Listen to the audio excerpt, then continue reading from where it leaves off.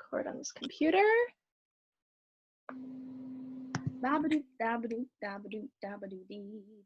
Yes. That was like a whoosh of people on humans. Hello, friends. So for my friend who's joining us, make sure that you have your microphones muted. That would be awesome. We're so excited to have you here. Oh my goodness. So many friends. Wow, look at this. Yes, we love it. We love to see it. Just to let you all know, we are going to be recording this session and putting it up on YouTube later for people who weren't able to come in person. So if you don't want your face to be seen, you can just leave your video camera off. That's totally fine. And yeah, we're gonna hang out. We're gonna chat a little bit about Amda, about the experience, about what it's like. And please feel free at any point to drop any questions that you have for us in the chat. I'm gonna be moderating, so I will make sure that we answer as many of your questions as humanly possible. Let me just disable the waiting room quickly here so that people can hop in when they're ready. Yeah, so why don't we get started? Oh, you can't hear us. Is anyone else having that issue?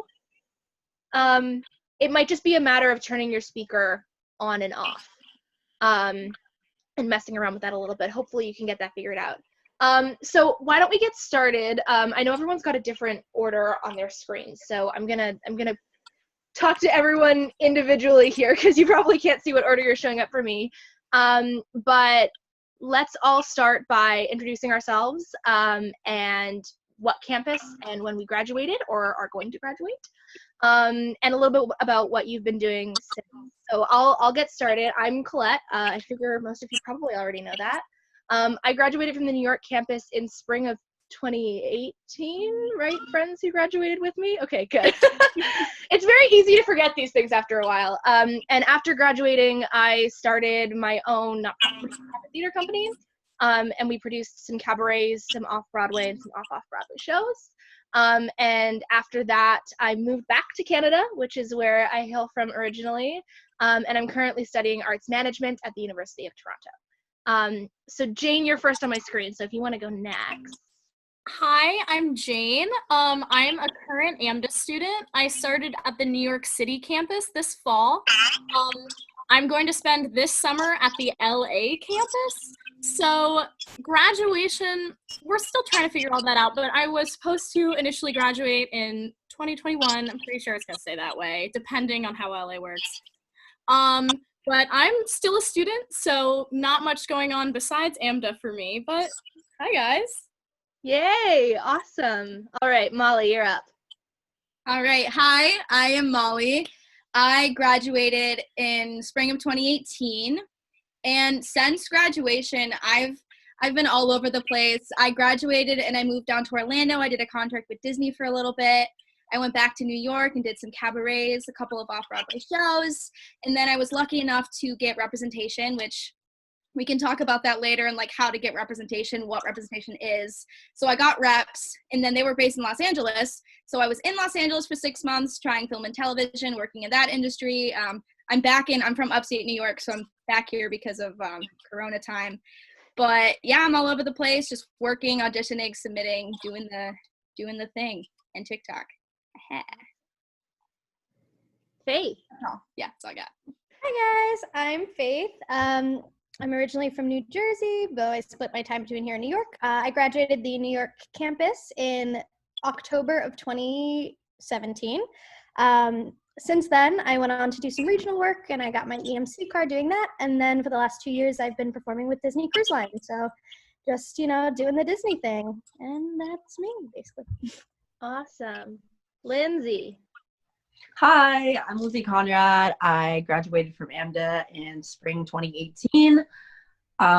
Since graduating from Amda, honestly, it's been pretty chill. I've just been doing a lot of music. I've done some background TV work, and that's about it. Awesome. Bree? Hey guys, I'm Brianna. I graduated from Amda on the New York campus in spring of 2018. Since then, I've been doing a couple different things, kind of like everybody else is. I was part of the company that Colette was producing for, and I also made my off-Broadway debut with that company. I worked for a few other off-Broadway companies, both on stage and on the production side of things, so I kind of have a hand in both of those. Currently, I am producing my own production of Into the Woods virtually. It's kind of a fun experience so far, but we're kind of halfway through production right now, so that's pretty cool. And right now I'm in Jersey because of Corona. Yeah. Awesome. And last but not least, Raelyn. Hi, my name is Raelyn. I graduated spring 2017, and since then I kind of took a little mental break for a year, and then I started auditioning. I made my 54 Below debut, and I also got into hair and makeup and photography. Awesome. Love that. Awesome. So again, you guys, if you have any specific questions, please feel free to drop them in the chat. But why don't we get started at the beginning? So what was everyone's audition experience like? How did you find the school? How did you audition? What was that process like for you? Who wants to get started? Me. I will start. So my audition process was pretty untraditional, as in general, not Amda specifically, but like I said, I graduated high school a little bit early, and I didn't really know how to audition for colleges. To be honest, I didn't really know it was like a thing. Like, I knew you had to audition, but I didn't know you had to get the cuts and you have to have monologues, and I didn't even know how to find a monologue. So it was pretty hectic in that sense. But when it came to finding Amda, this is kind of embarrassing. So I watch Glee, as I'm sure most of us do. And the school Rachel Berry goes to is NIADA. And like, I watched that show and I was like, dang it, I'm going to NIADA. So like, I Googled it and like nothing showed up because it's like not real. But then in searching NIADA, I found Amda and I was like, that's like kind of the same thing. And like, it had a cool name. Like, this is literally 16-year-old Molly thought process. I'm like, it sounds cool. So like, I drove down to New York City. I had my audition set up. I ended up singing. I sang One Perfect Moment because I think Amda was just one song, right? That was my audition song too. Wow, that's really overdone. But I didn't know. But I sang a cut from One Perfect Moment, and apparently it went well because I got in. But finding the school, it was like, again, super weird, like not traditional at all. I didn't even know like NYU was like a good school. Like, I didn't know anything. I just saw like Amda, NIADA, cool. And then I auditioned for it, and it was really what I thought it was going to be. But All right, friends, we're gonna stay muted, please. I'll go next, Christopher. So originally I was only gonna apply to 4-year BFA programs. That was kind of like my thought process is like, well, you have to get the BFA. Like, that's just life. That's what you got to do. And so I wasn't going to apply, but then I had gotten the email about getting like free audition applications. So I was like, okay, why not? So I applied, I got my audition date, and it's funny because I remember going to the audition and thinking like, wow, I really liked the vibe. Like, as soon as I walked into the school, I loved that it was 1 2-minute song instead of necessarily having to find 2 contrasting pieces. Am I remembering correctly, we got to do the song with the pianist ahead of time, correct? Yes. Which that I loved. You already felt confident walking in the room. You were set up for success. I remember the woman behind the table was just so nice, and I actually got to talk with her for about like 5 minutes after singing, which didn't happen at any of the other. I auditioned for 10 schools, and that didn't happen at any of them. So like, that was really amazing. And I just remember walking out and going, no, I think I want to go to school here, which was funny because initially it was like not at all a thought. So definitely a very like warm audition experience. Awesome. I can go next because I have a similar experience. Yeah. Okay, so when Okay. You're good. Don't worry about it. So when I initially like auditioned for Amda, it was the very first audition I did, because I auditioned for, quite a few schools, and it wasn't even really on my radar. It was like, yeah, I'm gonna audition, I'm interested in the school, but like it's not my top choice, you know, it doesn't really matter. And then I got on campus and I really fell in love with it. And at first I was like, okay, well, I have to go see all these other schools when I audition, but no other school was like Amda. Like, there's just something about the campus. There's about the people who were helping us audition, because I auditioned at the New York campus, which if you guys have the opportunity to audition at one of the campuses, I highly recommend it, because you get to talk to the current students. So the current students were super awesome. They were really helpful. And I had also a similar experience of like actually being able to talk to the people behind the table, and like they gave me notes, and it was actually my first semester musical theater teacher who adjudicated my audition, which was cool. But like he gave me notes, he like asked me to sing again, he was super complimentary, and I just loved it there. I really liked the vibe as well. So similar story to Faith. I'll go next. Yeah. All right, so I went to a kind of like very musically inclined high school. So we had this hallway where they would like hang posters for like all these different musical theater colleges. And I kind of just went down the line and like picked up brochures from every single one, applied to all of them, and like did campus tours. And kind of the same like you guys, when I did my campus tour of other schools, I didn't really like the like big university feel. I just didn't feel like I was at home there. And then when I went to Amda and like got the city vibe and like just got the vibe of the school, I kind of fell in love with it. And I also decided that I didn't want to be in school for 4 years. I kind of just wanted to get my education and then get out into the world and start auditioning. Awesome. I guess I'll go next. Yeah. So I also kind of had a similar experience to Faith, where the school kind of wasn't on my radar at all. But I found out about it because I also went to a musical theater, kind of high school.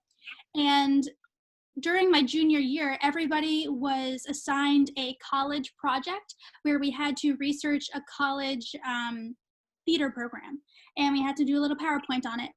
And that's actually where I saw Amda for the very first time. Actually, a good friend of mine actually did Amda, and it's funny because she was also in my class. We both got in, we both went to Amda together from high school. So that's how I found out about it. But my audition process was kind of like Faith's. I found the free application thing, so I was like, why not? I'm already auditioning for all these schools. And then I set my audition date for like January, and then in January I got a really rare lung disease which landed me in the hospital for a month and a half. So I had to cancel my audition in January, and then it was like a long recovery process. So I rescheduled my audition for March, and then there was a snowstorm, so then they had to cancel that one. And so then I had another audition like in April. So it was the last school that I auditioned for, and I literally found out that I was accepted the day before like acceptance day, which is I think May 1st. I literally found out that day and made my decision that day. And I was like, all right, I got it, I'm going. So yeah, so for the actual audition, I had like one woman who was behind the table. I worked with a pianist who was so nice. I was told to have one song, but they asked for a second one. So that's why I kind of sang One Perfect Moment, because my first song was the Mad Hatter from Wonderland. So I sang both of those. And I did my monologue, and yeah, the woman behind the table was really nice. She talked to me a little bit, and like it was the friendliest environment of all the colleges that I auditioned for sure. Because I feel like with other colleges, they don't have as many audition dates, so they're like just trying to run through people as quick as possible, whereas Amda has an audition like almost every weekend, or maybe twice a month.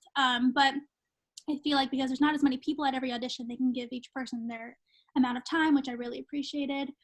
Yeah, I think that was everything that had to do with my audition. Yeah. And it was just another school on my list. Honestly, I was just like auditioning for schools. It was just like another one that I was auditioning for. I wasn't really paying attention that much, but I could just tell like the overall atmosphere of how I was being treated by everyone was just really nice and really informative. It was just a really great environment. The lady behind the table talked to me after I sang. Similar experience to everybody else. So Awesome. Thanks, guys. All right, so we've got some questions coming in. So Addie Juice asks, what made you guys choose Amda over other schools? I'll go. Basically, the biggest thing for me was that, like I said, I auditioned for 10 schools and I went to the campuses, almost all of them. So I definitely was weighing what it felt like to be there. I wanted to like envision what potentially 4 years of my life was going to look like.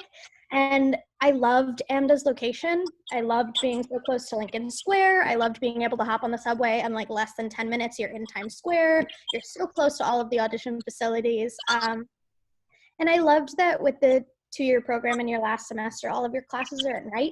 So I was able to audition like at least 3 days a week during the week before I was taking my classes at night, which that wasn't everybody's journey, but for me, like having the opportunity at least to do those auditions close to the end just to see what it was going to be like while I had the safety of still like living in a dorm and not paying rent on an apartment and just like trying it and see what it was like. That was the biggest thing for me. I will go.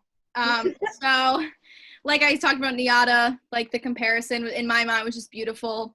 But also I never wanted to do 4-year. I was such a snot as a kid. I was always like in math class, they were like, Molly, you didn't do good on the test. I'm like, it doesn't matter. When I'm doing musical theater in New York City, I'm not going to do math. Like I was that kid. So the beauty of Amda is that I didn't do math. And I didn't have to do English or science or, if you do the 4-year, you do, but the 2-year conservatory program, there was no gen eds. And to me, that was the dream. Like, I didn't want to do that. I was like, if I'm going to study musical theater and if I'm really going to do musical theater, then what's the point of doing all of these things that I'm not going to be using in the future? Because I was really lucky growing up where I was always like, there's no other thing. I never second guessed. I was like, I'm doing theater. Like I never wanted to do anything else. So I'm like, there's no point of doing the 4-year in my mind because I already know like that's the goal and that's the journey. And it's definitely, swayed for me since then. But that's what really drew me to Amda, as well as the location. I just have always wanted to live in New York City. It's just, honestly, Amda felt like a dream come true. Like everything that I imagined my life being and what I wanted to do, it was like that school provided that. The only other school I auditioned for, because again, I didn't really know you had to audition, was Marymount Manhattan. And I had a really bad experience. Like I didn't know there was going to be a dance call. I didn't know you had to wear a dress I was in like ripped legging. It was really, really bad. I had no idea. It was just an awful experience. And like everyone's been saying, the energy, like you walk down the halls in Amda and they just have posters of like all the Broadway shows that our alums have been in, and like that energy and just the people, everything about it just felt like when I auditioned and when I went to that school. I finished the audition, I walked out and saw my dad and I was like, this is the school. I was like, there's no question. I'm like, this is the only one. But yeah. Yeah, Bree. Yes, I'll go next. I wasn't sure if there was like a hand raising thing. So 2 of the main reasons why I picked Amda were, one, location. Like Faith said, the location is just gorgeous. You really can't beat it being there. And 2 was the extensive alumni list of people who were working on Broadway, working regionally, working on cruise lines. Like the list is endless. And even when I was auditioning, someone was like, yeah, someone in my 4th semester just booked this national tour, and I was ready. So I was like, wow, the results must come so fast. I was like, wow. So I mean, that was a big thing for me, especially because when I was looking, I auditioned to so many schools, I applied to so many, and when I looked at their alumni, I was like, okay, maybe it has a rep of being a great program, but their alumni aren't working, so why? And so that's what kind of like really got me about Amda, was like their alumni are working, they're probably getting the training and the connections they need to be successful so quickly. So that was a big thing for me. And then kind of opposite of what Molly was saying, getting a degree was important to me at the very beginning. So I was really hesitant about Amda, but they have a program where when you graduate from the 2-year conservatory, you can transfer those credits to the New School University, which is on 5th Avenue, a little bit further downtown. And that's the route I took. I actually just graduated with my BFA in musical theater, but I got all my musical theater credits from Amda. So that, we could talk about that later if anyone has questions about that, because I don't know if anyone else went to the new school, but it was a great transition. And what I especially loved about that was I started with my musical theater credits, so that I graduated Amda in 2018, and so I was ready to start auditioning and working for companies, even if it was on stage or behind the scenes, while still getting my degree. Like if I went to a regular four-year college, I would have had my academics first and then my performance classes, and like I would have been like 2 years reverse behind. So I was able to work while still getting my degree at the new school. So that was really awesome, and it's a really good option for AMDA students. I'll go next. Yeah. All right, so if you watch my TikTok, you know I'm always talking about diversity. And when I was auditioning for other schools, I auditioned for like 6 or 7. A lot of the time I was the only person of color at that specific audition. And I just didn't get the most diverse vibes from other programs. We won't go too like into detail about which schools those were, but like it just did not feel like AMDA did when I got to my audition that day and when I toured the campus. It's just everyone's different. Everyone comes from different walks of life, and that's what drew me to AMDA first. I felt like I fit in, even though I wasn't the girl who like did musicals since I was 2, and like I came from a more pop background, and I never felt like left out or behind or like I didn't fit in when I was at AMDA. That's actually a really great segue. Zara asked what the racial diversity is like at AMDA. Do you want to talk about that for a second? Yes. So in comparison to other schools, like I said, AMDA has an extremely racially diverse student body. You're going to meet people from everywhere, even like people from not this country. Like you're going to meet people from around the world. And I think also too, teachers, I think the racial diversity when it comes to teachers can be a little bit better. But like I said, in comparison to other schools, we still on top when it comes to diversity in the stacking on getting more diversity in school. So we should be getting more. Yeah. Does anyone else have anything to add? Oh, Lindsey, yeah.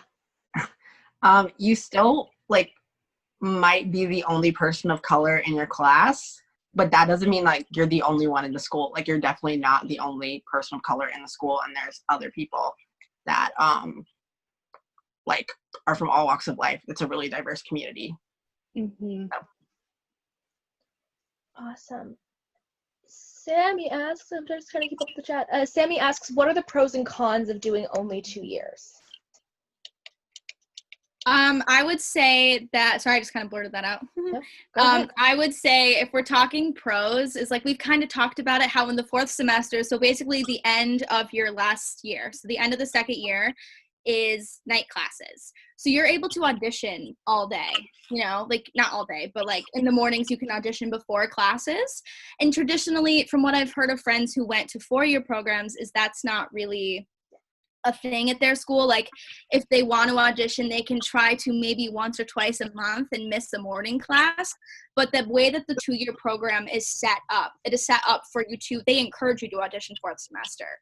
Like that's something that also that drew me to the school, was like they want you to audition, but I think the beauty of it is that you're still learning while you're auditioning. So you learn a lot in the auditions. Like I think I learned the most my 4th semester, not necessarily because of the classes, but because of the fact that I was able to apply what I've learned the past 3 semesters to, you know what I mean, to the auditions, you know? So that would be the big cons for me in the 2-year, or pros, excuse me. Hello, brain. But I'm gonna have to go back and think of some cons, because I didn't do a 4-year and I was never interested in it, so I can't personally think of cons, but I'm sure there are some. For like Bree was saying that she wanted the 4 years, so that's a good way for you. Segue. On top of that? Yeah. So I think the biggest pro of doing a 2-year, and I'm really glad I did, was that it was so concentrated. When you're doing a 4-year program, you're going to be taking academics and your performance classes at the same time. So you might have like a performance on Friday and a math test on Friday, and you have to focus on one of them, or both of them if you want to drive yourself crazy. So I think that is the biggest pro of doing a conservatory for 2 years and then doing your academics, because it's just, you get to focus on your dance, your voice, and your acting all at once, instead of having to worry about, oh, I have to read this novel tonight, or I have to write this essay later. Like there's none of that. So I got to do performance, and then I'd worry about all that other stuff later. I add on to that just like a quick little thing. This is just in my experience, like pretty much everybody in like my group, when I first got to New York, everybody was like, oh, I need to get my degree, I'm gonna do the 4-year program. And now I don't think anybody in my group is gonna do the 4-year program. So that's a really common thing that you run into at Amda is people go in wanting a degree and then realize like, why would I do that? Especially if my 4th semester I'm starting auditioning and like all that kind of stuff, and I can focus on that instead of you know, and like what Bree was saying, I think is totally awesome and valid. Like being able to audition and then get your academics out of the way. I think that's another big pull for that. I have a con. Yeah. So the only con I would say, and this is obviously very personal to me, I don't know if it's just a me thing, you guys can, but I started Amda when I was 17. So the biggest con for me was that I was so young throughout Us too. the entire program and getting into it professionally. I graduated at 19. So when I was like out in the industry, I was still competing against people who were like 25, 26, 27 for the same roles. And it's just, you just have to know that you're going to get out really quickly. And so you have to have that like mentality of you're an adult now, like this is time to work. I feel like my first semester, I was, like I said, 17. So a lot of the time I was like either very sensitive to like feedback, or like I just was not in it, or like I would party the night before. Like it's just a mentality thing, and like you're very young when you go into Amda and when you get out. Yeah, and to jump off of that, like I said, I started early and I finished when I was 18. So for me, going into the industry isn't like going in against, like she was saying, against older people was like that's another con, is like it can be overwhelming, like the workload that you get because you are only doing performance classes. It's like the teachers love you and they want you to do the best, but like they don't care if you have a monologue you have to memorize overnight, and if you have a dance that you have to know your ballet routine. Like they care and they feel for you, but they're like, this is the industry, like you gotta do it. So it can be really overwhelming. And then going into the industry being so young, because most people traditionally do a 4-year from what I've like from people I've met in the audition rooms and stuff. So that can be like right when I auditioned, like started auditioning after graduation, part of me was like, should I take a break? Like I'm so young, and like I kind of did, but like that's just something to think about as well, because if you start early, even if you start when you're 18, you'll probably either be like 19 turning 20 graduating. That's still really young, but it's okay. But that's just something you have to think about because it's a mental game as well. And that's also like a pro at the same time. Like when you graduate at 19, 20, 18, you're so ahead of the game, and you like can dip your toes into the industry so much earlier than someone doing a 4-year program. So it can be a pro and a con. Absolutely. Because then by the time you're like 22 and there's all these other people who are just getting out of college, like they're auditioning for the very first time and you've been auditioning for 2 years. So Exactly. it could be a pro as well.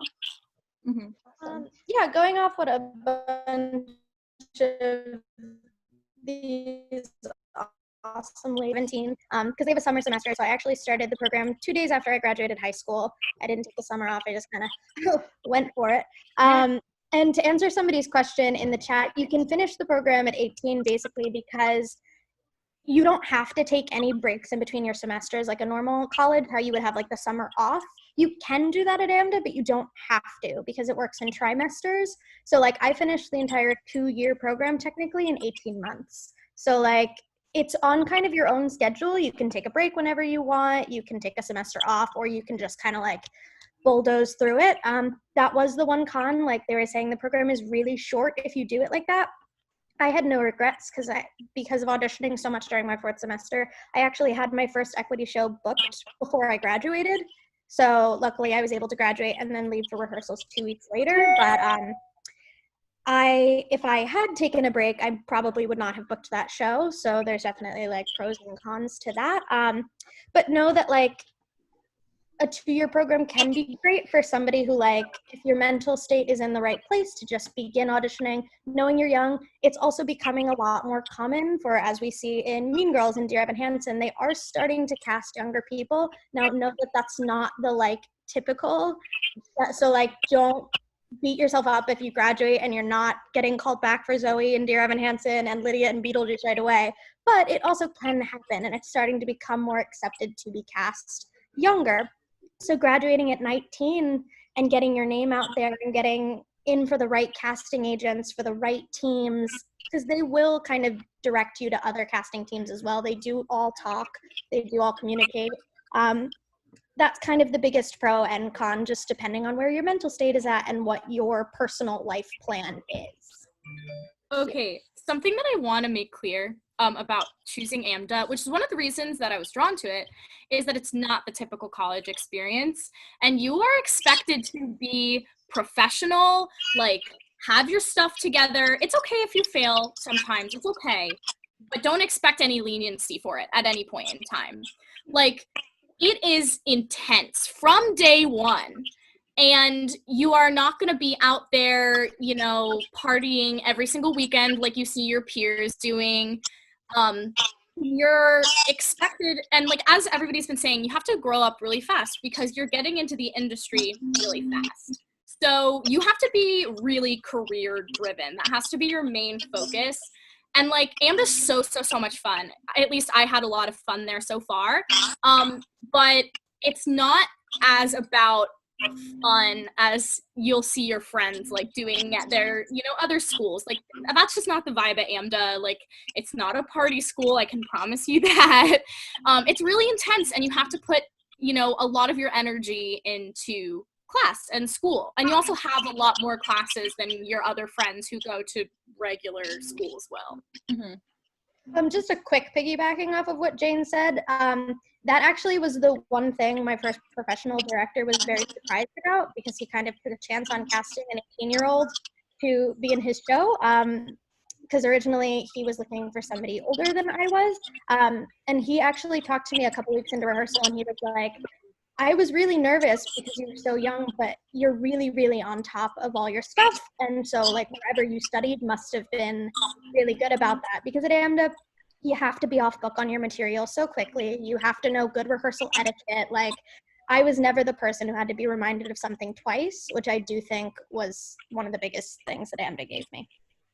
And just to piggyback off of Faith for a second, I remember there was a time in second or third semester where my acting teacher gave us a Shakespeare monologue to memorize for the next day. And it was extremely stressful. If you got one line wrong, you automatically failed. And obviously it's extremely stressful. It's crazy.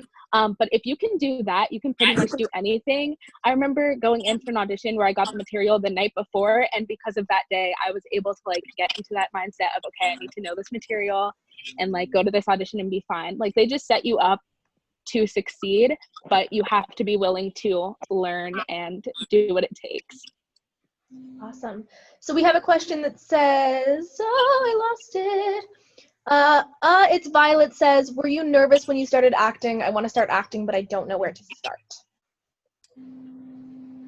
Yeah, so I got into acting pretty late in the game for, I mean, not lately, but some people are like, I've been taking dance classes since I was 2. I didn't even really discover musical theater until I was in middle school.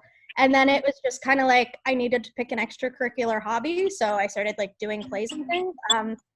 But it wasn't really until like my senior year of high school that I decided like, I want to try to pursue this. Like I'd never had voice lessons when I got to Amda. I'd never taken a dance class. Me and Brie went to the same high school. So like we went to a performing arts high school. So I had performing arts classes, but I never had like private one-on-one training. So I was terrified going to a school in New York with all of these people who were like, I've been working for this since I was, you know, like I said, 2 years old. And of course, like your whole life, the one thing that makes you different, makes you nervous. Like I'm 4'10" and I have a baby face. So like, I was so nervous to start auditioning because I was like, well, it's playing kids or bust. But it turned out to be not so terrifying because I was getting all of these callbacks because I was so specific looking. So know that like if you're nervous because you think you're different or you sound different or look different, that may be your greatest asset, and know that you can never start training too late. That's my biggest thing. If you're nervous about like just starting, just start and know that you can pick things up and you can grow and learn at maybe a very quick rate, maybe not, but there are people who make their Broadway debuts in their 30s and their 40s. So like, don't feel like you're behind. Just kind of like make the decision to start and go with it. Yeah. Also, I just want to say that, like, when you're auditioning for colleges, know that they're looking for people who they think they can mold into whatever it is you want to be. They're not looking for professionals or like the best actor or the best singer. If you were already at that perfect level, you wouldn't need college and you wouldn't need to be auditioning for programs. You would just go straight to Broadway. So just know that you are there to learn, and you don't need to be nervous about like first getting into a program, because they're just looking for potential. They're not looking for perfection. And I think, oh, sorry, you go. I won't shut up, so you go. I think part of it is honestly just getting comfortable with the amount of nerves that you have. Like that, like the more that you do it, like you're just like, okay, like nerves come with this whole thing that I'm doing. And there's definitely a lot of opportunity and like more like amateur things. Like if you're doing community theater, like if you just start off doing a small role, like it's easier to be on stage that way. And I think a lot of people are chill, especially when you're just getting into it on like a community recreational level. Mm-hmm. And I think, I'm not sure how old you are, but if you're, like, when I was younger, I was luckily, like, one of those loudmouth kids that just always wanted to do it. But I did have a lot of friends who were very similar. I'm talking, like, age 7 and 8, who were, like, my parents signed me up for this, and I'm really nervous. Like, I want to do it, but I'm nervous. And I also taught children's theater as well, and, like, there's so many people that are just so nervous, and it's vulnerable. Acting is vulnerability, even at a young age. It doesn't matter professional or if you're doing it with your peers. But just know that it's such a supportive community, especially when you're younger. Like, finding a children's theater, and even if you don't want to be the lead, if you don't want to be in the spotlight, if you don't want to solo yet, I have had kids come up to me and be like, Molly, I want to do this show, but I don't want to solo. And we're like, okay, great. Like, if you want me to audition with you, I will, until you're comfortable. If you want to just be a background dancer, you can do that until you're comfortable. And I think that's a really good way. Like, if you want to do it, but you're nervous, it's okay to start in the ensemble. You don't have to be Annie in Annie. You can be one of the orphans, you know? Like, it's all about what you're comfortable with and slowly working your way to getting comfortable to audition for those leads. Awesome. We had someone ask what acting technique is mainly focused on in the program. I'm not super, like, I think it's Stanislavski, isn't it, that we did? It's Meisner. At least Right. Yeah. Definitely for musical theater, at least, is Meisner. I'm glad someone knows this, because they didn't tell us who it was. I think it was a mix of both. I think the acting program goes into like a bunch of them though. So if you go really as an acting major, you will experience more, but I do believe the MT program focused mainly on Meisner. And if anyone, I know that I can't really go in depth with it, but I'm sure a lot of the folks watching don't know about Meisner and Stanislavski. They're like, those are just weird names. So if anyone can like go into detail about that, I know that I don't think I know enough to educate. Jane, you want to take this one since you seem like you know what's going on? You're in Amda still. Okay, so whoever said Stanislavski, you were kind of right, because we learn more of that in our acting class, but for musical theater, we really mainly focus on Meisner, and I'm not super educated on these. I just know like what they teach us as Meisner at Amda. And so I'm sure all the ladies are gonna know like our song charts and our actions, which is I think the biggest thing at Amda. Like basically with everything you say, with everything you do, you have an objective, which is like the reason you say it. Like your whole piece is gonna have an objective. And what the biggest thing I think at Amda is playing actions, which is like basically like a verb, like I don't know, like to seduce or whatever, and like every thought that you have, you're playing an action either to the audience or to the other character in the song. And so that's like pretty much, it's obviously not the entirety of what we learn at Amda, right. But that's, you know, the center of it, the focus of it is that's a really big thing, especially in your musical theater class. But when you go into your acting class, you go a lot more in depth. You do character studies of all the characters. You would even like put your characters into situations that they're not in the scenes. Second semester, you go really in depth into characters, and you like, for us it was online, but we like made videos of just like random things our character would do. So we do a bunch of different techniques, but Meisner is definitely the biggest. Yeah. Awesome. Sorry, I'm just trying to, Lindsey popped up for a second, so I'm trying to make sure that we get her unmuted. Yeah. Here, Linz, let me unmute you so that it doesn't undo it. Why is it not letting me do that? Can you unmute yourself? Is it going to let you? Yeah, okay, great. Fantastic. I just have words. So I have a couple of questions about applying as a non-American, which I think I am the only person here that applies to.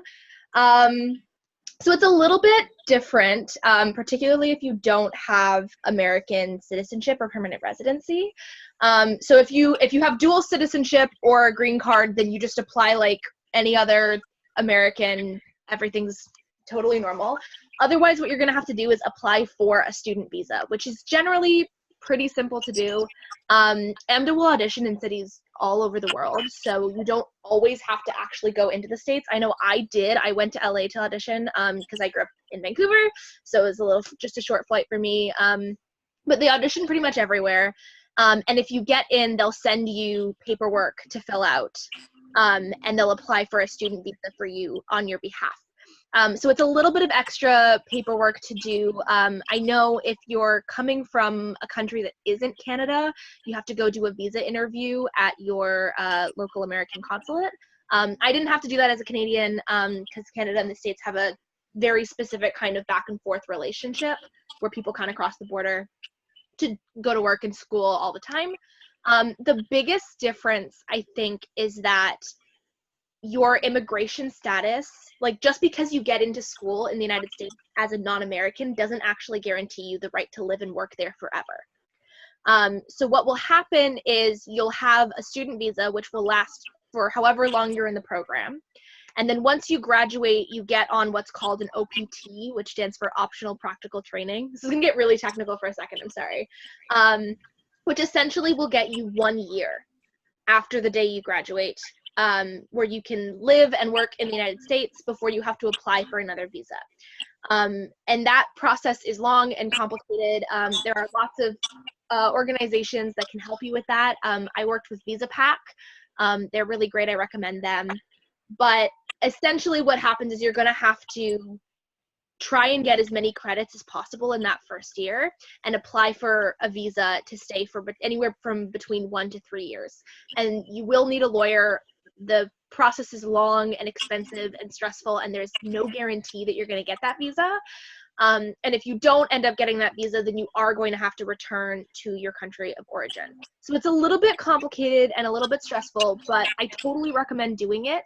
I also want to make it clear for those people that just because you don't get the visa right when you're there doesn't mean you can't come back. Like, I decided not to apply for that second visa because I wasn't quite ready for it yet. My resume wasn't at a place where it was going to be likely that I was going to get that status. So I moved back to Canada, and I'm still auditioning in Canada and doing the thing in Canada, and there's nothing saying I can't go apply for that visa later to go back to the States. So don't, like, there's going to be all of this talk among the international students about you don't get your visa, if you don't book Broadway, if you don't do this, then like you're over. That's totally not how it works. But you do have to sort of be aware of this extra sort of immigration thing and dealing with visas. So it can be a little complicated, but they'll help you. There's lots of people who are out there who will help you. And even like the people at the border are generally pretty helpful about explaining what it is that you need to do. Because they're not trying to trick you. They just need to make sure you're in the system in a specific way. I keep scrolling past the questions I want to answer. Catherine asks, what were you doing in middle school and high school with your acting, like plays, voice lessons, dance classes, etc.? Bree. So I was actually in my first musical when I was in 6th grade. So that's about when I discovered musical theater. I did plays from when I was in 1st grade, but my first musical was when I was like 11. So once I started that, like I knew I liked it, but I didn't really know that I wanted to do it. I just always was like, all right, I guess I'll be in next year's musical at school. And then I was like, okay, maybe I'll be in next year's musical at school. It wasn't until like my sophomore year of high school till I was like, all right, I'll do a community theater musical. So I started taking, so like me and Faith were saying, we went to performing arts high school. I think in 8th grade is when I was like, yeah, I guess I can continue learning about this, which is why I went to the high school that I did. So I guess then my formal training didn't really quite start until then. I got my private voice teacher when I was a freshman in high school, and I studied with her until I went to Amda. I had taken like some group acting classes at like summer camps, but I hadn't taken like an acting class until Amda. And I did dance when I was really, really young, but I like quit when I was like in 2nd grade. And then I didn't dance again until Amda either. Okay, maybe I took one tap class my senior year of high school, but not like consistently.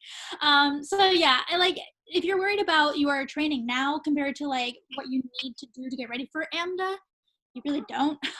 As long as you like, I don't know, follow what they tell you to do, like get the great cuts, get your song, do a song that's like relatable to you, not too old, not too young. As long as you kind of follow the requirements and like practice them, I think you'll be okay. But yeah, I like, all I had was a private voice teacher in high school. Okay, I'm gonna add on to that. I never took private voice lessons until I got to Amda. I never took acting classes until I got to Amda. I took like very minimal dance lessons when I was younger, and like for a few years of only tap. I was dead set on being a lawyer. I was a nationally ranked debater and mock trial, whatever, witness. That's like all I did.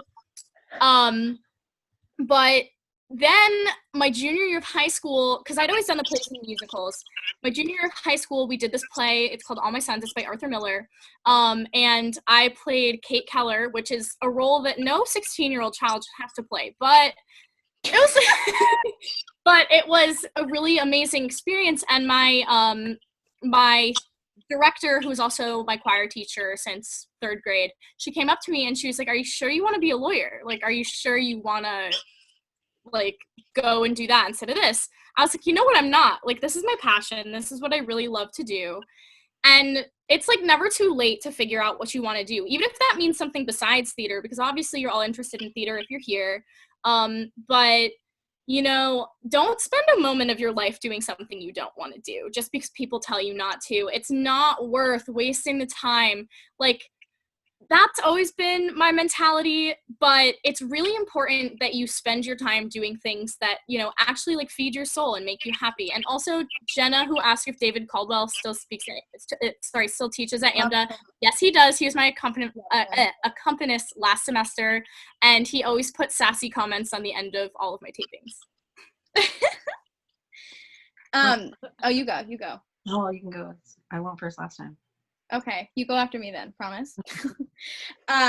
So when it comes to like, because I think the initial question was like middle school and high school, like what we did. I've never had a dance lesson in my life. I never had a voice lesson until Amda. I never had an acting class. I'm the weird theater kid that was also like highly athletic. So I would do children's theater, but like it would always be, my main thing was like, I'm going to do musical theater, but I'm going to pay for school through softball. So I would do like children's theater on the weekend and then like go to softball practice. So that was kind of my experience like growing up. And then in high school, my middle school didn't even have a musical theater or any type of arts or drama. Like my school is very athletic driven, which is pretty common if you don't go to a musical school. Like most schools are athletic, which is really unfortunate. You don't get the same funding. But like I did shows throughout high school. But again, kind of touching on what everyone said, like once you get to Amda, like it doesn't really matter, or any school really.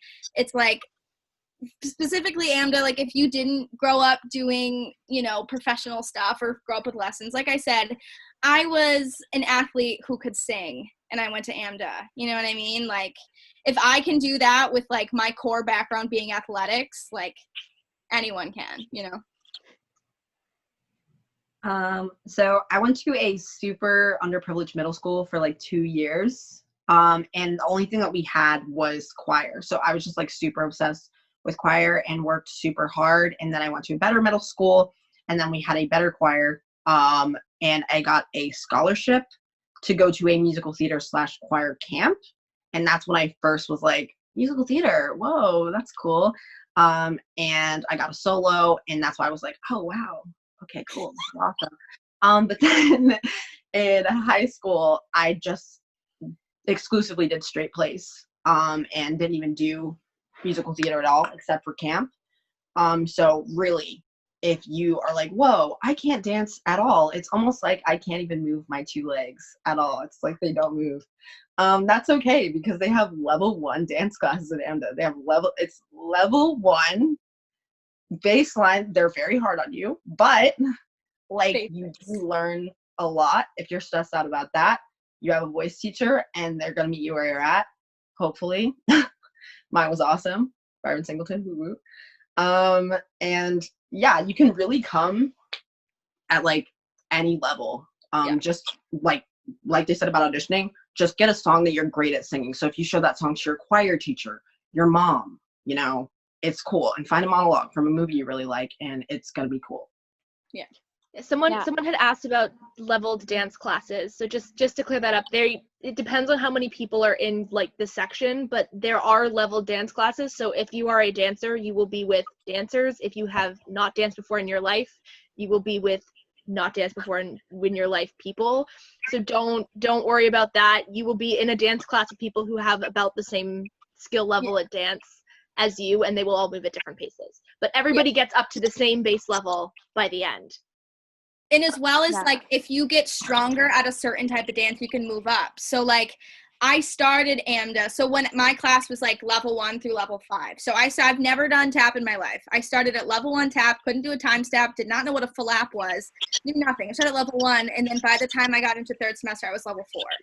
So like, if you're the first semester, you're one of the kids that don't know what's going on. So like, say you're like pretty good at it, then next semester you can level up. Like, it's not like if you start out not knowing what you're doing, you're not stuck. Like, you can move up or even move down. Like, I had some friends who were like, they had a really good tap placement, they were in level 5, but then they weren't they weren't with the other classmates, so they moved down to level 4, and like, that's okay too. Like, they just want to make it so you're comfortable. So like, me, who couldn't do a pirouette, did not want to be with someone who's like nailing triples, like, they're not going to screw you like that. Sorry if I can say that. You're good. There's loads of questions, so I apologize in advance, you guys. I'm going to try and pick out some of the more relevant ones, otherwise we will be here all day, and as much as I would love that, I don't want to keep these lovely people too long. So okay. Robin asks, how is the schedule at Amda? What was that? The schedule. Crazy. Yeah, what was the question? The schedule. How's the schedule? It's a lot, girlfriend. You're going to get there at 8 o'clock in the morning sometimes. Typically between 8 and 10 is your first class, and you're going to probably be there all day unless you're lucky. But like, it's usually going to be you're up early in the morning, and then if you don't have classes, you have to o'clock in the morning, which is as awful as it sounds. And then you could have like a 2-hour break before a dance class. But like, in that 2-hour break, you have to work on what your musical theater assignment is. So essentially, you're gonna pretty much be at the school all day. Like, if you can run back to the dorms and get like a cat nap, like, you're lucky. But so pretty hectic, but yeah. Yeah, because you take, it's what, 10 classes a semester? 11. 11? Yeah, something so nuts. You typically have about 10 different classes that you'll take like multiple times a week. And so, yeah, you may start at like 8 a.m., but you will probably, especially like in your early semesters, because you're going to be paranoid about like not knowing your material enough, you're probably going to be there until about 10 at night. Of course, like we said, with the exception being 4th semester, all of your classes are 5 p.m. until like 11:30. But for your 1st through 3rd semester, your classes usually run until about 5 p.m. is usually around when your last class is ending, 5 or 6, with breaks in between. But again, you'll probably be booking a studio and rehearsing in between your classes. And then you have a lot of collaborative assignments like scenes. And once you're in third semester, you're doing duets and trios. And even if your first couple semesters, somebody may need you as like the person they sing to in their song for musical theater. So you'll be with them rehearsing for their blocking and things like that. So busy, just know you'll be busy. Raelyn, did you have anything you wanted to add? I was just going to say that you're basically doing what someone would do in a 4-year program in 2 years. So it's exactly how that sounds. You're basically crashing all of that information into 4 semesters. So the schedule just never stops, but that's like one of the things that I liked about Amda. It keeps you motivated. Yeah, you're never bored. Never. If you're like me, who like is sitting still for 10 minutes and like shakes because there's nothing to do, like, and that's not Amda. If you're bored at Amda, you're doing it wrong. Yeah, I need something to do. I will always say I've never been more of a morning person and a night person at the same time in my life. I love sleep. I do. But I think I got like 5 hours of sleep every day that I was at Amda, and I was fine. Because, you know, even though it's a lot of work, it's something that you love doing. I hope it's something you love doing when you're there. Because even though it's a lot of work, you're researching a new musical, you're singing some songs, you're doing some dances. Like, it's all fun stuff. You love it. So it's And you're in New York City. Like, I remember waking up from my ballet classes at 8 a.m., like, not wanting to get up at all. And then you're like, but I'm studying musical theater in, like, the middle of New York City. My teacher's a Rockette. Like, life could not be better. truly. And a couple of that. Oh, sorry. I was just going to say that another cool thing is the teachers are also auditioning and they're working. Like, you will have teachers who are Rockettes. Well, Casey Levy, who was in Frozen, which unfortunately closed, but she was one of the musical theater teachers my first semester. And you get a lot of that. You get a lot of teachers that you'll recognize their names and, like, you'll have heard them sing before. Like, that's so common. Or you figured out later that they like were in the revival of something and they just like never brought it up, and you'll like be looking at a show and you'll be like, wait a minute. Wait, you were in the show? Yeah, very common.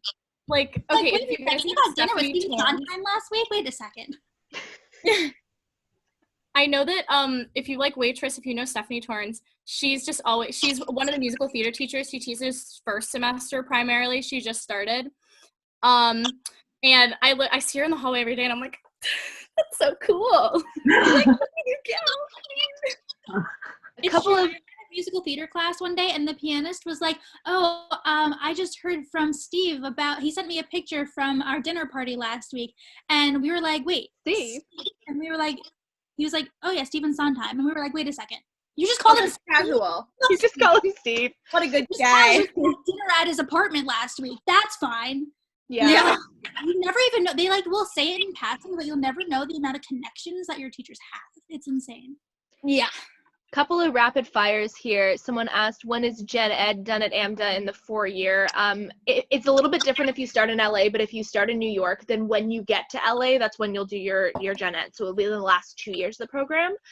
Someone asks, did the school do a cut program? No, once you're in, you're in. They're not sending anybody out. There's high dropout rates, but that's just because people can't handle it and they self-elect to leave. They're not going to tell you that you need to leave. Unless there's it's case by case though. Yeah. Some people get reevaluated. Yeah. Some people do, but that's only if like Yeah, you're if your really grades are messing bad up. or like it sucks, but if you can't financially continue to pay for the school, I've seen them kick out so many students for financial reasons, which sucks, but they do that as well. And by messing up, she doesn't mean like if you like crack a note or like it's like if you're genuinely not trying. Like If you don't show up to class. And that's another thing is that they're really strict about attendance. And I think that's something that's super important to talk about. I can't speak for other schools, but I know with Amda, like I have teachers that's like, if you're not in there at least 10 minutes early, they get mad. But if you're there like 30 seconds late, like they lock the door. The door's I remember locked. my first semester, I had my musical theater demo and I was running late because I was dumb. I don't know. But I was running late and I got there like 3 minutes late and the door was already locked. The first person was already starting and I couldn't get in and I failed my demo. So And piggybacking off of that, with the attendance, for each class, you can really only miss the class once. Yeah. And you have to attend a makeup for the class. If you miss the class twice, your grade goes down an entire letter. And then if you miss the class pretty much 3 or 4 times for the semester, you flunk.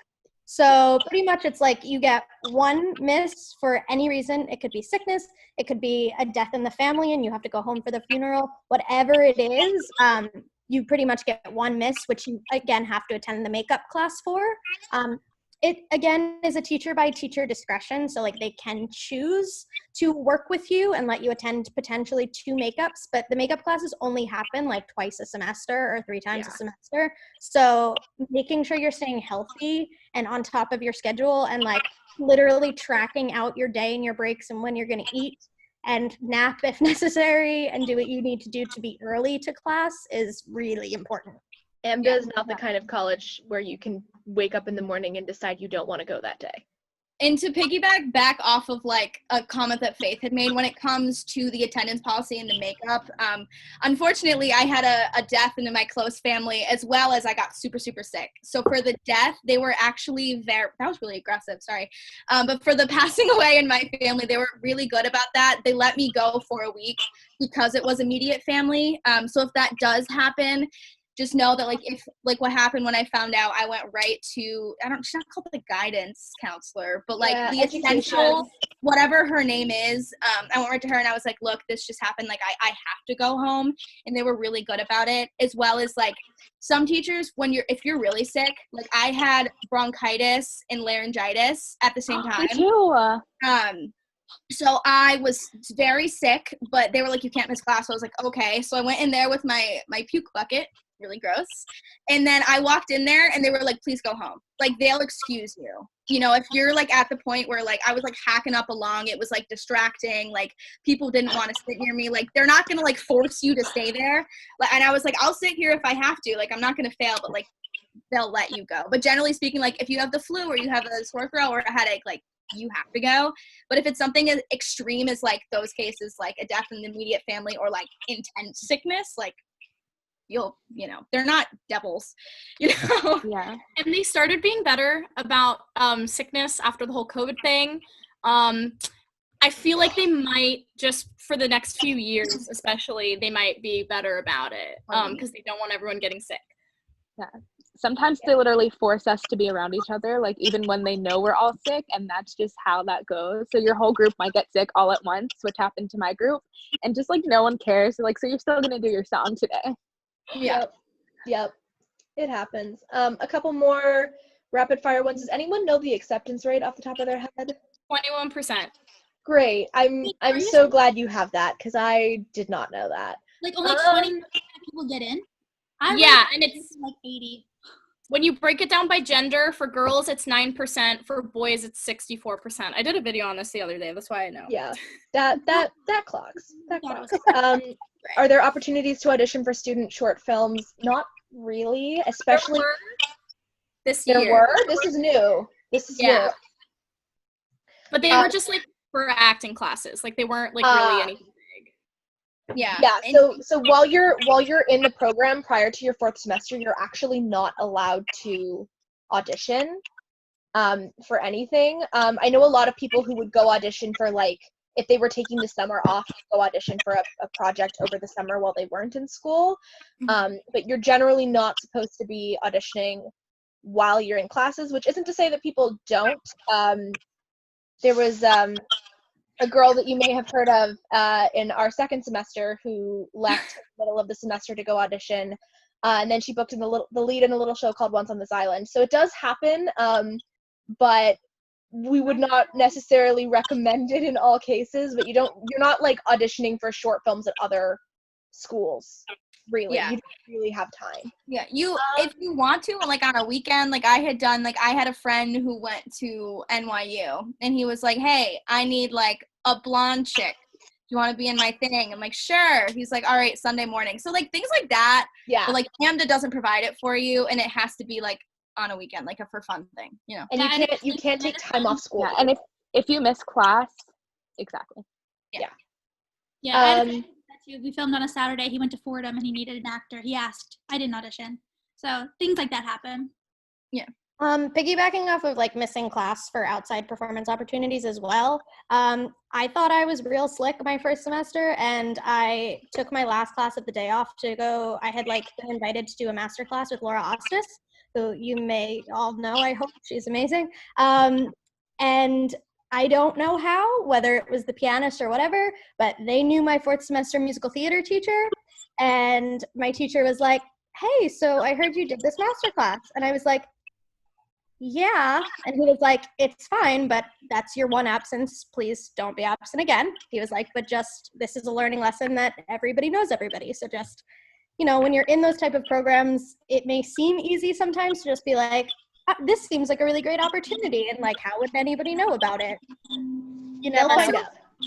About auditioning while at Amda, like basically what Faith said, like you can't be slick about it. Some people get away with it. Like for example, and I'm sure you guys know about this, there was a huge open call for kids to be in The Music Man, which is going to be on Broadway. And because there were a lot of Amda students who were, like 17, 18, a ton of them went.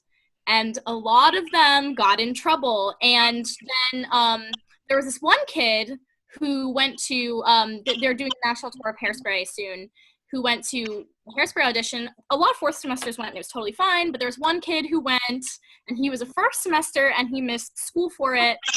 And he ended up getting kicked, I don't know the whole story, but it was a big problem. I don't know if he got kicked out or not, but I heard varying stories, but I know that the day after our teachers gave us a little talk. Yeah. Couple more quick ones. Someone was talking about wanting to do multiple things. I'm totally, I feel that. I personally went and did my 2 years and then went and did a 4-year program doing something else. I know Bree did 2 years and then went and did the 2 years doing something else. You don't necessarily have to only do one program. That's one of the other pros of doing the 2 years, is that if you want to study something else in addition, a lot of people actually use AMDA kind of like grad school, and they'll do it after they get their bachelor's degree. So that option is always available to you. There's nothing saying that just because you decide you're doing the 2-year program at AMDA that you can't go apply to do something else somewhere else. But for the people asking, the credits only really transfer a couple of very specific places. Yeah, so Bree, do you want to talk about this for a bit? Yeah, so even though they do transfer over to the new school, you're still getting your musical theater degree. You can change your major at the new school, but then you have to start over basically and do 4 years or maybe 3 years. But if you really wanted to do something else, it's probably going to require more schooling. Mm-hmm. Yeah, you didn't I think there's CUNY, C-U-N-Y. Yeah, CUNY. Is now taking AMDA credits, but it's also to get your musical theater degree. If you wanted something different, you're going to have to get more schooling, like Colette's doing. Also, if you decide you want to get your BFA, I graduated in 2017, but I inquired about going to LA. Your credits from AMDA don't expire, so you can go to LA as far down the line as you want to go. You don't have to go as soon as you're done with your program in New York. You can choose to go whenever. So if you take a long break and you're like, I think I want that degree now, you can go get it. It doesn't expire.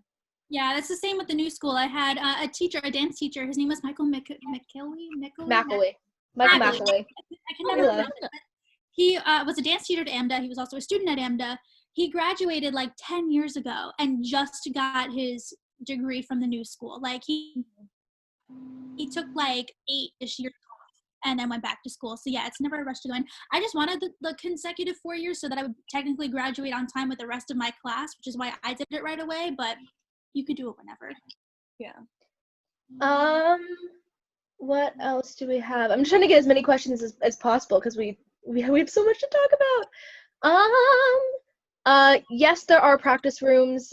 You can also book studios to rehearse in when nobody is having class in them. Free. And you're welcome to do any kind of side project or passion project. I know I was working on a lot while I was in school. Again, just so long as you're not missing class. What did you say, Mom? I said that because she said booking studios, they're free, by the way. Like, and yes. you have to pay, Yeah. because that's another pro of the school. Like, once you graduate, you can use the studios. We have a great performing arts library as well. But a lot of like schools don't offer that. So like, I graduated in 2018. Like, if Amda was open right now, because not like with COVID, like I could just go to the studio and use it, as well as, so like I said earlier, before COVID, I was in Los Angeles. I was working on film and television stuff, and I went to the New York campus, but I was using studios at the LA campus all the time, which is cool that you can use the studios in different locations. We're having That's a lot the of. thing that's other schools. Go ahead. Sorry, and that's apart from other schools too. Like, other schools don't really let you use their spaces after you graduate, but Amda, you have their library for life. I go there all the time when I'm in the city, and it's like unlimited access to songs, plays, and their printers and their rehearsal spaces for free. And also they have schedules for their pianists. So you can sign up for a taping. So you could go in for 10 minutes, and if you have an audition coming up, they'll play a piano track for you of that music, and you have like 10 minutes, and it's free when you're a graduate as well, which is like, and you don't get that anywhere else. Yes. That was awesome. Quickly picking off of that, having Amda's campus so far downtown and being able to use those facilities is so useful when you're auditioning, because often you will go down at like anywhere between 5 o'clock to 9 o'clock in the morning to sign up for your audition, depending on like equity status and what type of call it is and all of that. It varies. But like, there were so many times where I would sign up for an audition at 8 o'clock and then be able to swing over to Amda and like use a practice room, warm up, go in with a taping, run my audition cut with a pianist, like just have somewhere to like sit and relax where you're not like in a crammed holding room for hours, and then be able to catch a 10-minute ride on the subway and like be at my audition. Like, having that luxury of those facilities is so useful. So yeah, great for audition. And you can nap too. Like, I used to, like, if I had auditions, like sometimes, like very rare, but like I've had times where like the Hairspray call, I didn't go to it, I was in LA, but like people were getting there at like 2 or 3 in the morning to sign up for that dang list. And like, if that was, I'm so sorry. So like, if that was me and like I had to get there at 3 in the morning and I live uptown, a lot of people do, 'cause it's cheaper, I would just go to Amda and like sleep. Like, I've done that before with calls where like it's 3 o'clock in the morning and I find my list. I'm like, by the time I get back to my apartment, like I'm gonna have to turn around. So like I would just go to Amda and like even I probably wouldn't get a studio, but like it opens up relatively early. Just go in the lounge and just like take a nap. I know I did. Colette is muted. Oh, awesome. I'll get you in a sec. We have a lot of people asking about the dorms, which I know is a bit of a can of worms. But let's open the can of worms slowly and carefully, shall we? I will do it. Asking about, are the dorms mandatory?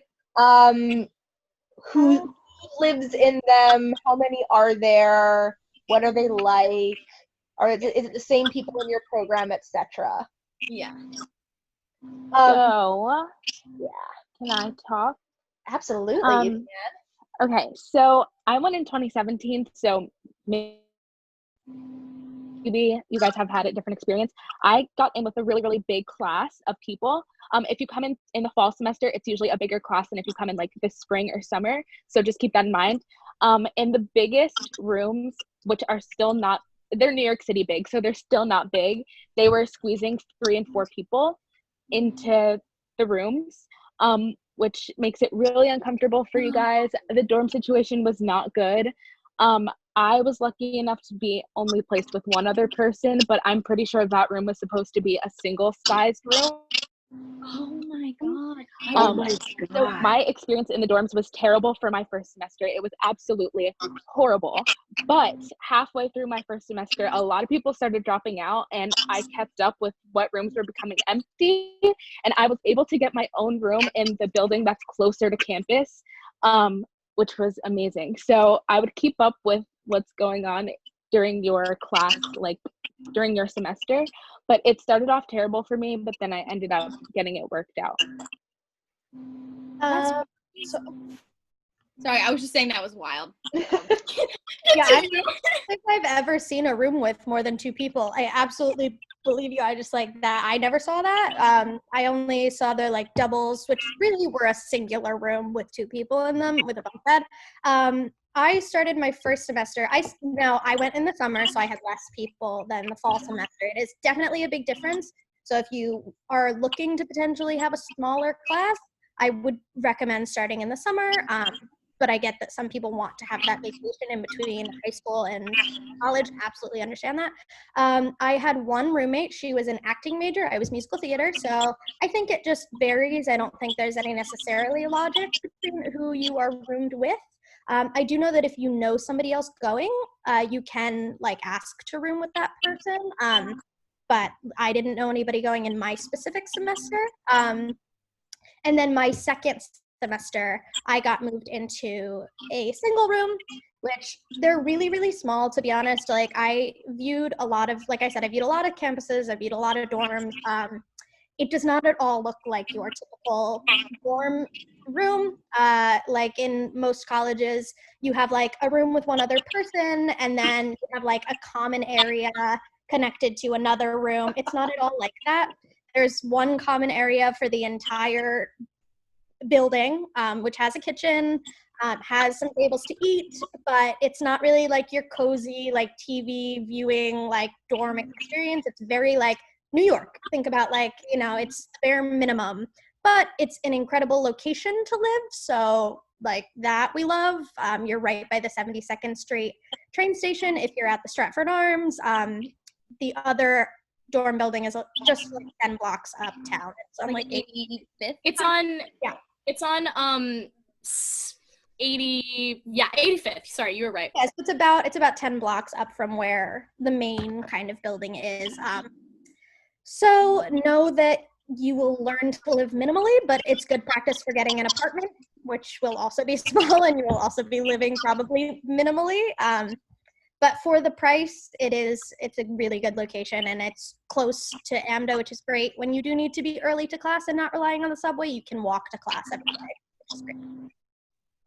Piggybacking off of that too, you're also like never in your dorm. If you're really working like from 8 a.m. to 10 p.m., you're probably at school, so you're probably not in your dorm. And like my first semester had a single room with a roommate. We had bunk beds. Like I probably never saw her. Like we were on such opposite schedules because we weren't in the same classes that if I went back to nap, she wasn't there. So like it's never like that big of a problem.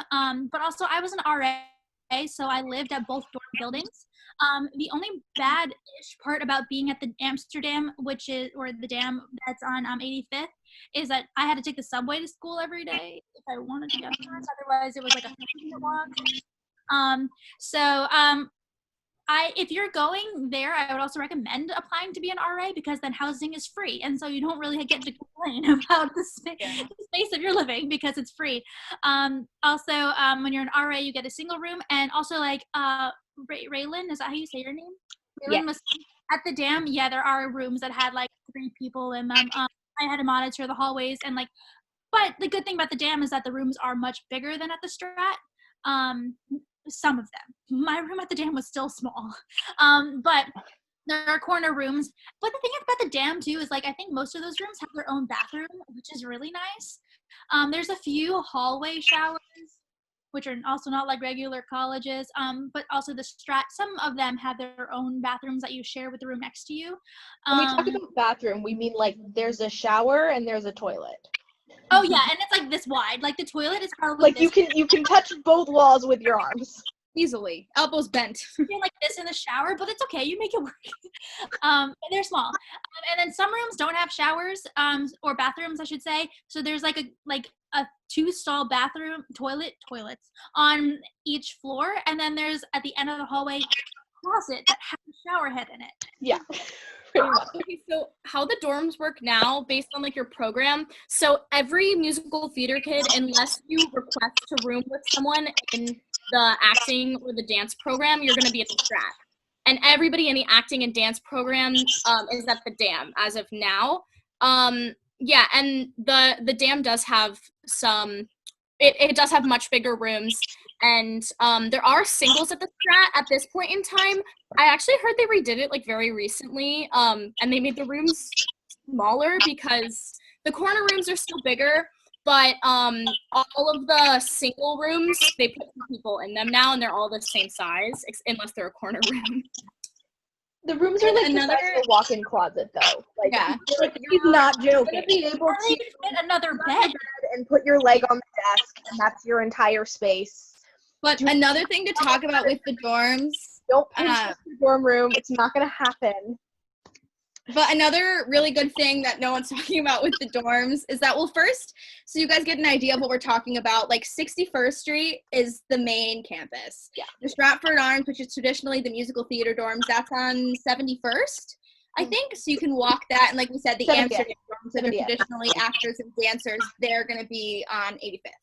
But one thing about the dorms is that no matter how they were tiny, the walls were thin, I had so much dang fun living in dorms. Yeah. Now it is stressful because there is going to be people singing, and you're going to hear them in the shower at 2 a.m, and you're like, stop freaking singing Defying Gravity. Like, we get it, you're a belter. I'm adding myself.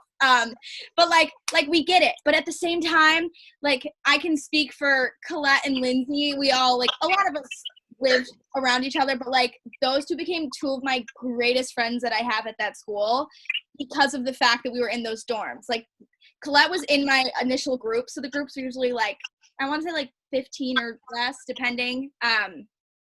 Colette was in my group, but because of the dorms, I got to meet all these different people that I never would have talked to or would have met. And like, specifically Lindsey, we weren't in the same group, but like, because of the dorms, like, we had a lot of mutual friends. We'd go up to someone's dorm, and it's so accessible and it's easy. And like, yeah, it's gonna suck because it's tiny. There's a community kitchen, and it's never clean, and it smells weird. But like, the fact that you're so close to all of your friends, like, that's socially at Amda, it can be hard because you're working all the time and you're stressed and you're probably crying. Like, I'm not even a crier, and I was always crying. But like, just to be able to like cry with people, like, you have people so close to you, like, it's a beautiful thing. I know it sounds weird and like kind of backhanded, but like, dorming, I feel like, is an experience everyone should have. And like, half the time I acted like I hated it, and I was like, I hate dorming, and like, I hate everyone, but like, I loved it because like, I got to become one of my best friends, you know. That's something. Also, just want to put this out there.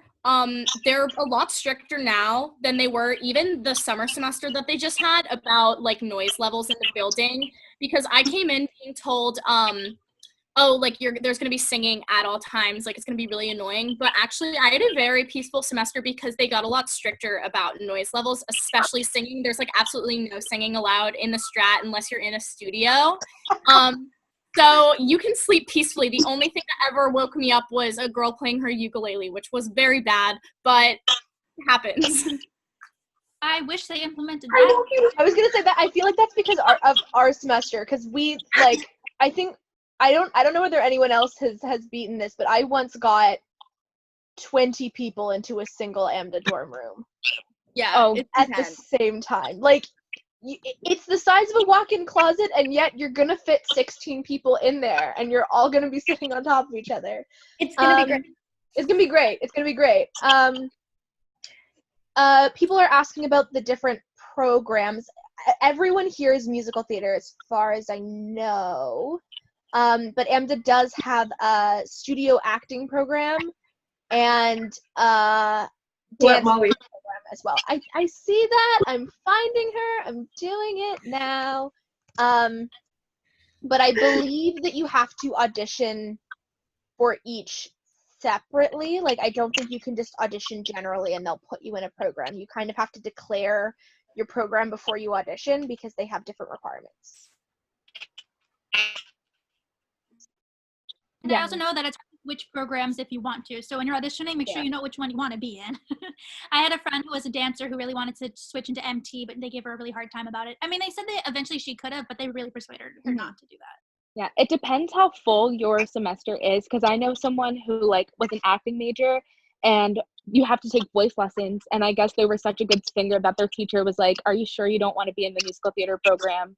And they ended up switching them, but because like the programs were so full, it's hard to like switch back and forth. So you have to know what you want, but you can switch. It's just hard. And you can audition for more than one initially. Mhm. You don't have to limit yourself to just one of the programs when you go to your audition, but that does mean that your audition day is going to be really hectic. Somebody asked about having a job while at Amda. I do know that they have a whole bunch of jobs at the school that you can do. A lot of them involve teching for the graduation showcases. But you can try. I know people who tried. It's a little crazy. I will say though, as an international student, you're only allowed to work for the school. So if you're not American, you can't go work at Starbucks while you're in school. Yeah, Raelyn. I had a job my 3rd and 4th semester, and I would just say, like, if it's a money thing and you have to do it, then obviously you have to do it, but it was not worth it for me. It was so crazy, especially 3rd semester. Anyone here will tell you 3rd semester is the worst semester of your life. And having a job during that was like, I didn't even know how I survived it. So if you have to do it because of money, I say try and get a job with the school if you can. Get something like free housing. Maybe that will help if you're an RA. But if you have to have a job outside of school, just know that it is hard and crazy and will make you question your decision. I had a friend who was such a ray of sunshine, but she had like a full-time job at Target, and she would like be miserable during class because she would either have to go to work that day or she couldn't have rehearsal. So like, I don't know how people balance it. I mean, I started my job when I was in 4th semester, but that was because I had a little bit more time during the day. Yeah. It's 4th hard. semester is easier because it's later at night. But during the other semesters, it's tough. You don't have. Yeah, I would say try and get a weekend job if you can. That's what I ended up doing 4th semester. I just worked on Sundays and they were really flexible. Obviously, it's not as much money as working every single day. And you're going to have times where like you can't rehearse with people and they're going to get annoyed with you because you have to go to work. But if you need a job, I suggest it being a weekend type thing. Did anybody talk about some of the employment opportunities through the school? Because I did work. I worked in the like theater type at the school, so like you can work as a teacher or like I worked tech on a lot of the shows. There's like a bunch of different things, and to be honest, you don't really have to have a ton of experience depending on what you're doing. They're willing to like help you and train you.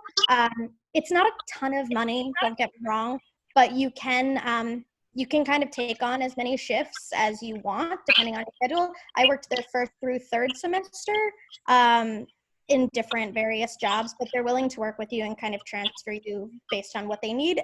So it like if you need just kind of a little bit of extra spending money, and just like if you really like are strapped for cash, it is a great way to kind of help float you and like help with your groceries and things. But if you're somebody who does need a lot of money to help you with the move to New York, I don't recommend it being your primary source of income.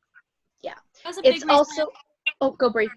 I was gonna say it's a big reason why I didn't do the summer semester is because I could come home and work during the summer and save up all my money for the following year. I have to do one question. I have to go. It's my mom's birthday. We're going to dinner. So we can do one more question, but then if I have to like skedaddle. Yeah, oh my gosh, of course. I think we're probably gonna wrap up pretty soon. If we do one more question, I'm gonna dip. Okay, sounds good. I think why don't we do, someone was asking what's one thing that you wish you knew before you got started? Oh, it's okay to mess up. In general. It is okay to mess up. You're gonna mess up so much, and I'm a perfectionist, and I went into it like I have to prove myself. Like I was so young. I only turned 16 or 17 like 2 months before I started, so I was like little. So I was like, I have to prove myself, and with so much older people, like I can't mess up. Like I have to be perfect, and just know that like there's no such thing as perfect. No matter how hard you want to believe it, no matter how hard I still want to believe it, I have to know that like I'm a human. I'm going to mess up. This is a learning experience. And I wish acting choices and like how hard I didn't put myself all out there because I was nervous behind closed doors. Like if you haven't been able to tell, I'm a really like forward, like upfront, like blabby person. But like I was scared, even though people didn't know. Like I was scared, and I wanted to prove that I could do it, which I don't know what I was trying to prove because I already got in, but I really wanted to prove something. And I think it took me a while to realize that like it's okay to not be okay. And that goes for acting as well as your mental health. Like it is okay to not be okay in every aspect in life. And I think going in with that mentality, if I could redo it, that's what I would keep reminding myself. The biggest thing for me was reminding myself to work on things that I loved outside of class. Because, I mean, everybody's experience at Amda is different depending on the teachers you have, like how they view you type-wise and things.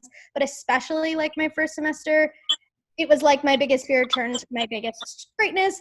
All of my material was like for either kid roles or really young things. And I was just getting really like down on myself and hard on myself about how like this is the only thing I'm going to do all 4 semesters. Totally not true. I got very lucky like with other teachers throughout the program for like various different things and pushing myself. But especially like if you're finding that you are getting typed into like a pigeonhole that you may not love at first, like book yourself a studio and just go sing 5 or 6 songs that you just love to sing and remind yourself why you love what you love. Don't let yourself get too down by like the background of the industry, because I'm sure that's something we've all experienced at some point. But yeah, just like keep reminding yourself of like why you got started doing this, like why you love theater, like what your dream and inspiration is. That was like the biggest thing for me. So I'm so sorry. I have to go. I don't want to cut someone off like by saying that, but I do have to go. It was so cool chatting with all of you guys. Where can we find you? Oh yes. So my TikTok is Molly R. Russo. So Molly Russo with 2 R's. Same thing as Instagram. I think it's everything is Molly R. Russo. Yeah, you can find me there. I don't post as much musical theater content as I once did, but I'm starting to do it again.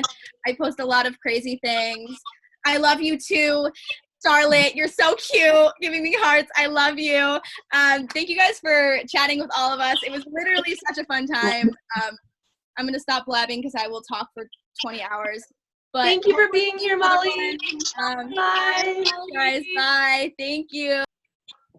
All right, Bree, I think you had something you wanted to say. Yeah, so Jumping back. I had the same thing as like what everybody else was saying about finding things that you love to do. But I think for something that's a little different from that I would have told myself was to make friends sooner. I went into Amda with the mindset that it was career only, and I was like, I'm not here to make friends. I'm here to learn and perfect myself. Like that was kind of what I was like thinking about so anyway, so I don't think I really made any really good connections my first semester. Like I started to make friends second semester because I started to realize that I was constantly working and like by myself unless I was in rehearsal, and it was getting really lonely and like sad. So I was like, you know what? It's okay to make friends and also be on a career path. I think that was like kind of something crazy that like I concocted in my mind, but definitely like the people around you are doing the same thing. Everyone's supportive. Everyone's really nice.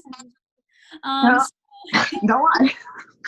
I want to say you find the right people also along with that. Like find the right people in your groups. Those right people are going to be your groups. Like me and Colette were in. It was just me and Colette in first semester together. Yeah. We were first semester and second and third together. And third. Me and Lindsey were in class third semester together. So like you make friends along the way, but like surround yourself with the right kind of people and make friends. For sure. I wish I had taken care of my like mental and physical health a little bit more. It's so important that you guys are eating food, that you're getting sleep. I know it's hard to sleep, but get sleep. Don't pull all-nighters for no reason. If you're feeling sad, if you feel like you're not doing well mentally, talk to somebody. Talk to your friends. That's why it's important that you make friends, like she said. If I didn't have my close group of people, I don't know what I would have done. We are trying to get more resources on campus for as far as like mental health and like people you can go to for that reason. But just make sure you're taking care of yourself first, and then your work will actually be better because you'll just be in a better mental state. But that's something I wish I knew before going to Amda, that I needed to take care of myself before deciding to like read a monologue or sing a song. I needed to like eat and breathe. I have a few things. first of all, you have to do the work. There's no way you can BS what you're supposed to be doing. I learned that the hard way when I got a specific song and there was like I was really overwhelmed, and like that was probably like the one of the times I stumbled and fell at Amda, which happens sometimes. But I tried to BS it and just kind of like go through it a few times, do it on the spot, like make up some actions. No, you can't. Your teachers see right through that. You have to do the work. Second, going off the friend things, try to make friends outside of your group and outside of your program, because especially when you're in your first 2 semesters and you have the same group of people for your first year of school, it can feel really limiting, and you'll see a lot of people like grouping off into like pairs or trios and they only hang out with each other. Do not recommend that at all. That is not what you want to do. Make friends with people in other programs, in other groups. Try to make as many friends as possible, honestly, because theater school can be hard in relation to friends. Like, there are going to be some people who are really competitive, who are really judgmental, and you need to find the right people, and those people aren't always in your group. And also, your classmates are like your friends. They're your biggest supporters. They're going to help you more than they're going to hurt you, so don't be competitive with them. It's not worth it. I just want to, she inspired me to like make a point. When I was first going to school, I had like this thing in my head where I just basically thought like anyone who looked like me was my competition. So there was like a girl in my group who kind of like sounded like me, and I was like, oh my God, we're the same type. Like, we can't be friends. Like, get away from me. I can't. Oh my God, she's singing the song I want to sing. Like, what is this? And that is just not the mentality you need to have. Be nice to everyone. No one is your competition. No one is exactly like you.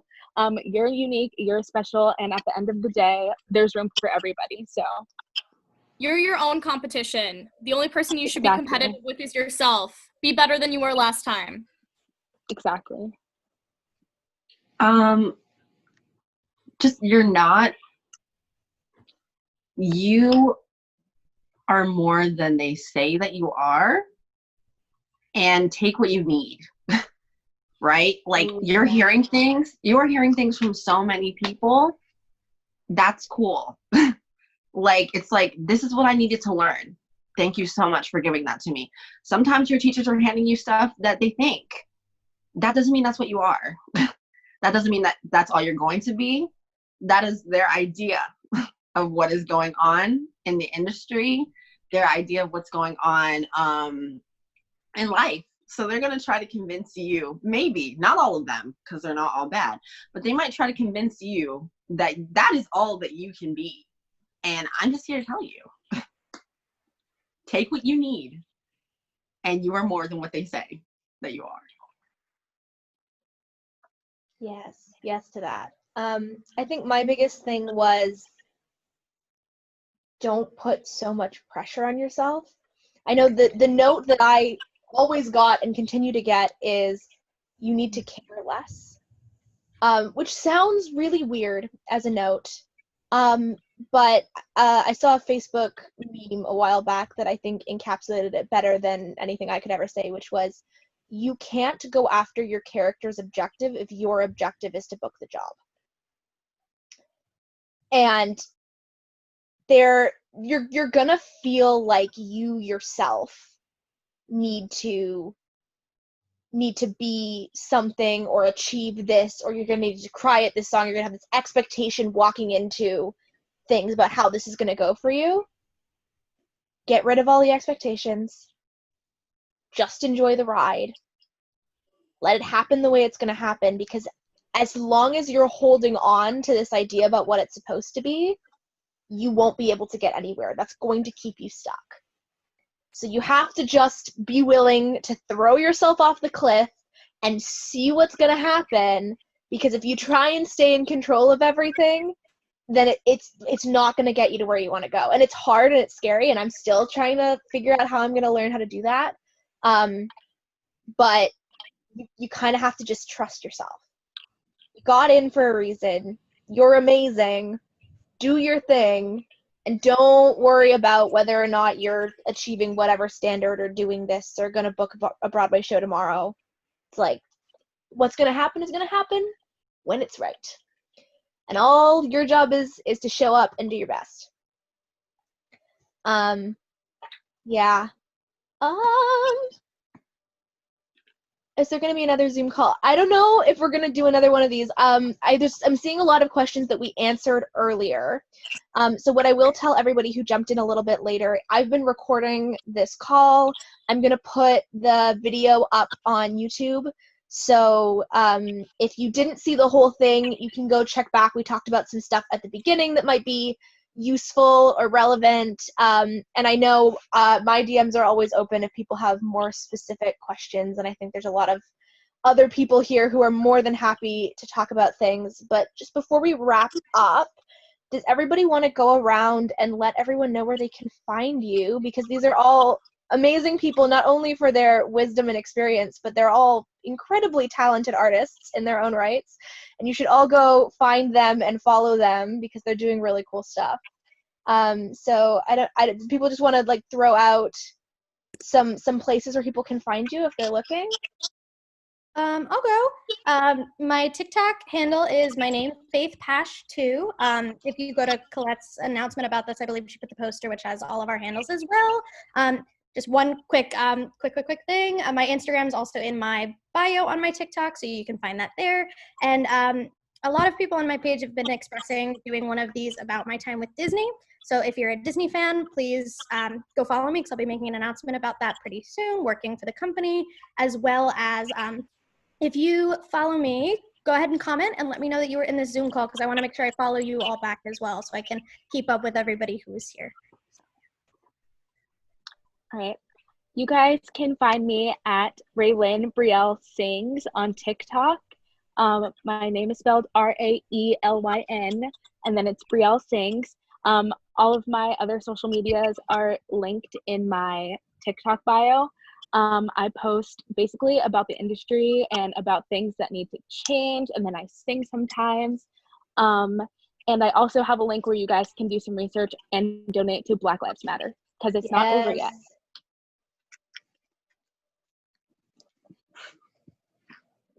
You can find me on TikTok under my name, which is just Jane Burdett. And that has links to my Instagram, which is Jane Fox Burdett, which that's my middle name. And my YouTube. And I have some videos from Amda performances, which is definitely not allowed, but only like 100 people have seen them, so it's fine. But if you want to see like some of the performances we've done at school, I have it linked in my TikTok bio. And yeah, if same thing, if you follow me, please comment and let me know that you came from this, and I will follow you back. Yes. You guys can find me. I put it in the chat actually. It's just Brianna.Bove. That's my Instagram, which is where I'm way more active than on TikTok. That's also my TikTok. I actually post a lot of painting Disney characters on mine because I'm also a painter. But if you like to see that kind of stuff, that's what my TikTok is. I just started doing singing videos, but like I also got distracted with producing Into the Woods, so I don't do that as often. But eventually, I plan to sing more on TikTok, so follow me along there. Instagram's where it's at.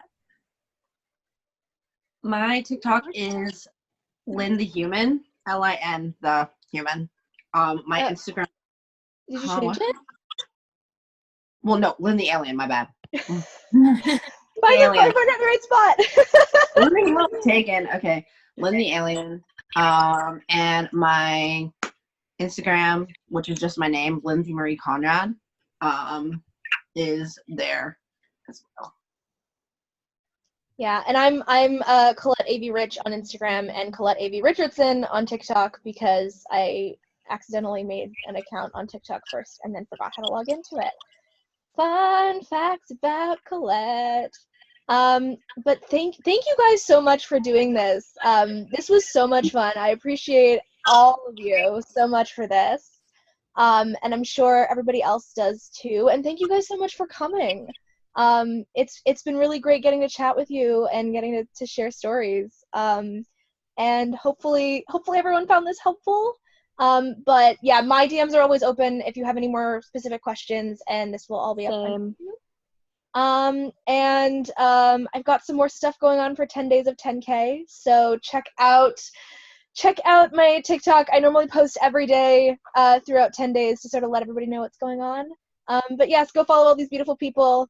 And it's been wonderful having you. We'll see you all later. Mwah! Big hugs and kisses. Bye. Bye everybody. Bye.